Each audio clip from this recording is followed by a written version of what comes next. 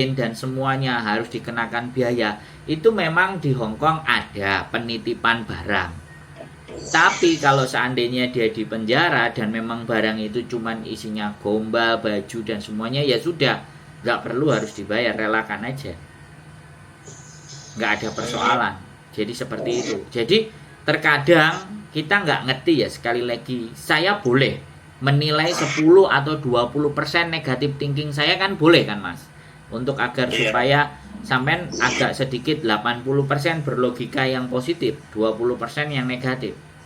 Jangan keluarkan uang apapun sampai sampean benar-benar ketemu atau nelpon kakaknya, dan bagaimana keberadaan kakaknya itu yang bisa menginformasikan secara jelas dan tepat. Kalau itu memang masih mengalami prosedur hukuman, itu KJRI infonya masih.